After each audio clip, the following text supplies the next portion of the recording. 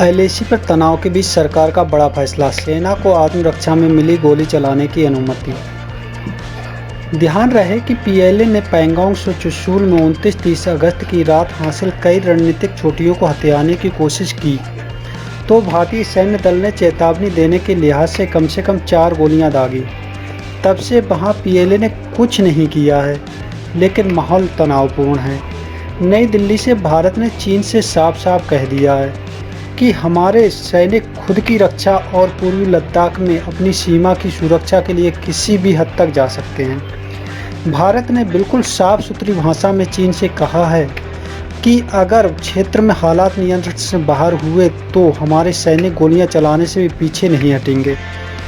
कुल मिलाकर चीन को सीधा संदेश दे दिया गया है कि मजबूर किया गया तो भारत संघर्ष से पीछे नहीं हटेगा।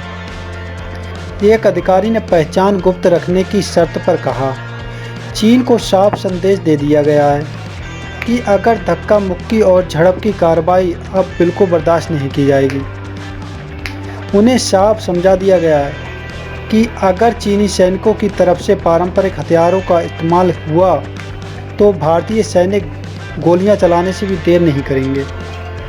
हालांकि दोनों पक्षों ने अग्रिम मोर्चों पर अतिरिक्त सैनिक भेजकर तनाव और नहीं बढ़ाने पर सहमति जताई, लेकिन कई दौर की कूटनीतिक और सैन्य स्तरीय बातचीत के बावजूद पूर्वी लद्दाख में महीनों से जारी तनाव कम किए जाने पर अब तक कोई बड़ा रास्ता नहीं निकल पाया है। दोनों देशों की सेना घनघोर सर्दियों के मौसम में भी अपने अपने मोर्चों पर कायम रहने को तैयार हैं। 10 दिन के बाद फिर होगी बातचीत।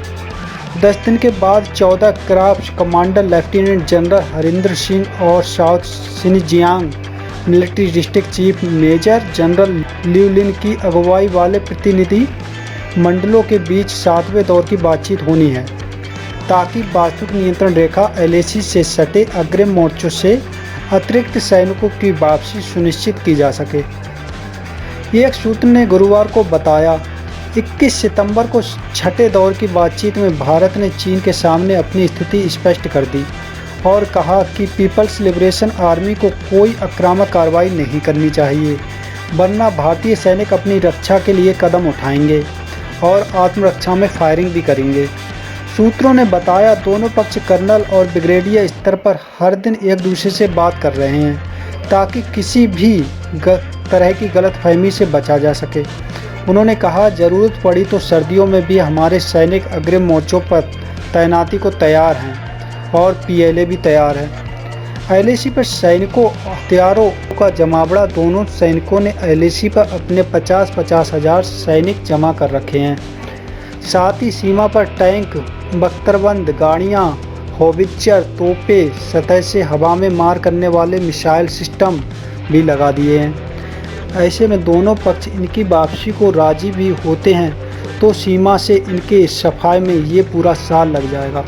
सोमवार को कमांडर लेवल की लंबी देर तक चली बातचीत में चीन बार बार कहता रहा कि भारतीय सैनिकों को पैंगोंग सो चुशूल एरिया में रणनीतिक महत्व की चोटियों को खाली कर देना चाहिए। हालांकि भारत का हर बार जवाब यही रहा कि सिर्फ चोटियों से नहीं, डिक्लेरेशन पूरे पूर्वी लद्दाख से होना चाहिए। अच्छा सुनो, चैनल को सब्सक्राइब करो, उसके बाद घंटी बजा देना ताकि अगली वीडियो आपसे मिस ना हो पाए। Thank you.